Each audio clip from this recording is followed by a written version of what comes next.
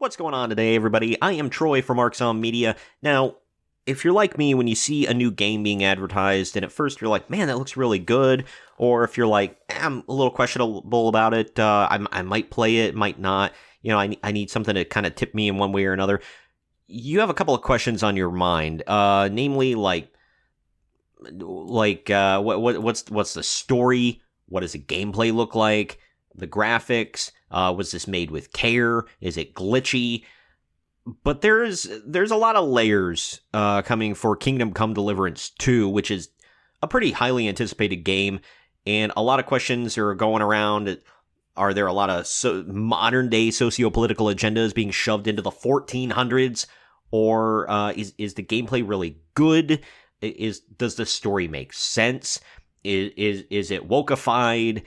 And is it being banned in other countries? There's just a lot of stuff going on, and I will admit the game itself, I think, from what I've seen, looks fairly good. From what I've heard about it, is a mixed bag. But I might be able to tip you in one direction here, because some of the stuff you've been hearing about it is fake news, and we'll get into all of that, and the real news, quite possibly, but real quick, first, again, my name is Troy from Arxon Media. If you could, please like the video, subscribe to the channel, and click the bell to be notified every time I post brand new content, Monday through Friday. Now let's get into it. Arxon Media. Kingdom Come Deliverance 2 reportedly banned in Saudi Arabia over rumored controversial scene. Is China next? Normally I would say based, but in certain aspects, if you're playing to, because, like, I'm an American, I care about America, what's going to be released in America, what's made for America. I don't care about what you're making for the rest of the world. I could give a crap less.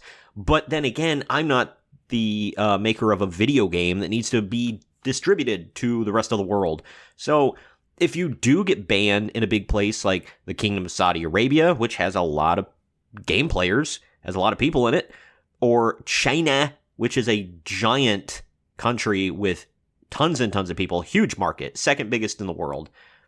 I mean, that could be the death nail for your game, your movie, whatever. So, and I've been a proponent for a long time that we need to quit making stuff that cater to the Chinese Communist Party. Like, don't put crap in a movie to appease the Chinese. I don't care. I really could care less. All right. But then again, like I said, easy for me to say sitting where I am. But getting into all this and why they may or may not be doing this, the highly anticipated sequel to Kingdom Come Deliverance may already be facing steep hurdles in the global market. According to reports from Saudi Arabian outlet, Kingdom Come Deliverance 2 has allegedly been banned in the Kingdom of Saudi Arabia due to unskippable scenes that may claim to promote hidden agendas. This seems to insinuate depictions of non-traditional romances, with the narrative sometimes banned by Saudi Arabian government. Saudi gaming news outlet VGA4A announced on X that Kingdom Come Deliverance 2 would be banned in Saudi Arabia due to unskippable scenes in the story mode. And they're not hiding the ball, they flat out say, due to unskippable gay scenes in the story. Meanwhile, they put this freaking picture up there, which is like the manliest thing I've ever seen in my life. Even the woman who looks feminine, looks like a woman back there holding a freaking crossbow. This is pretty hardcore. And then they're like, unskippable gay scenes. It's a little funny, the juxtaposition there. But the outlet's website further elaborated, stating, the game has been banned in the Kingdom of Saudi Arabia because it contains an immoral scene that promotes hidden agendas in video games. The source claims that the developer's refusal to create a modified regional version ultimately led to the decision. Another local outlet, SaudiGamer.com, echoed these claims, reporting Kingdom Come Deliverance 2 has officially been banned in Saudi Arabia. They point to a graphic, intimate scene between two people with no ability to cancel or override it as the primary reason. The scene is said to last over a minute, with no current plan for an edited version tailored to regional sensitivities. are, I'm going to assume it's not between these two dudes, but I don't know. See, a screenshot from Kingdom Come Deliverance 2, yeah, okay. So it's not necessarily between them. Again, like I said earlier, kind of based. I don't really care what the Kingdom of Saudi Arabia likes or cares about, but the next article we get into, and a certain tweet from a tweet thread from a certain game journalist, insider, whatever you want to call him, former developer, maybe, I don't think he's still developing anything. Either way, that might show that Saudi Arabia media might be very similar to American media, where one person reports on it, and then everybody dogpiles, and they're like, oh my god, look at this. We are reporting this as fact, even though one person reported it, and it was BS, and now we're all gonna dogpile on it and make it seem like it's a legitimate story. But I really don't know. But all accounts point to fake news. Yet again, so the fake news is not just here in America, ladies and gentlemen, but across the world. But let's get into this next article from that Park Place. Kingdom Come Deliverance 2 director confirms divisive content. Defends controversial romance options in diverse characters. It's not what you think for all you. It's like, he's confirming what we hate. Calm down, nerds. After rumors last week that Kingdom Come Deliverance 2 was banned in the Kingdom of Saudi Arabia for unskippable pride-centric romance scenes, the game's creative director took to X to set the record straight. Daniel Vavra is the guy's name, by the way.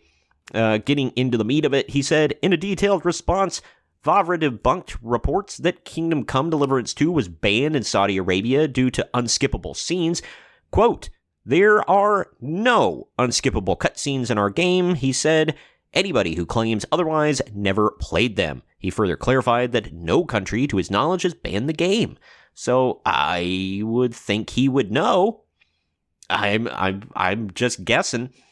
But Vavra then confirmed that same-sex options for in-game romance are present, and notes that they were in the first game as well. However, he noted that this was optional content, explaining that players are entirely responsible for their in-game decisions. And I can get on my soapbox about that and say whether or not it should be in the game at all, but, you know, whatever. He's casting a wide net, trying to appeal to all types of people, whatever. I get it. Even if I don't agree with it, I get it, and I'm not going to fault him for it. So, KCD, or, Kingdom Come Deliverance, is an RPG. If you are responsible for your decisions, the director said. If you want Henry to try a man-on-man adventure, feel free. If you don't want to, you don't have to. All affairs are, and were in KCD 1, purely optional. The characters are perfectly aware that it was a forbidden sin. There you go. I mean, they're really trying, it seems, to stay accurate to the times. It's not like people who were light in their loafers, I'll say. I'm trying to come up with a nice euphemism here. It's not like nobody had sugar in their tank back then, okay? They existed. They weren't out loud and proud, holding pride parades, waving flags in the streets like they are now. They'd probably, face some bad repercussions. But they existed. It happened. So I get it. I'm not saying like, oh gosh, like how dare you? That wasn't a thing. It seems like he's keeping it fairly accurate. The inclusion of diverse characters such as Musa, the educated noble from the Kingdom of Mali, was also explained. Vavra noted that Musa's presence is central to the story and creates dynamic contextuality, accurate interactions. Gosh, why can I not read certain words today? Quote, everything displayed corresponds to the morals and societal norms of 1403 Bohemia and is only there to make an interesting story and not at all appeal to modern audience, he said. I mean, he's coming right out and saying it. He's like, dude, it all fits. Here's why we put it in there. It works in this way.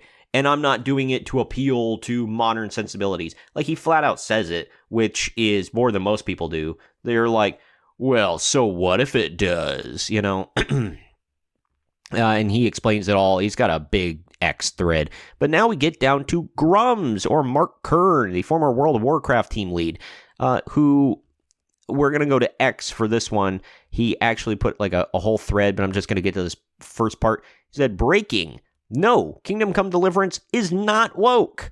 I received exclusive information from someone who has completed the game, which clears up many rumors. Note, game director Daniel Vavra just posted clarification. He is 100% telling it to you straight. Pardon the pun.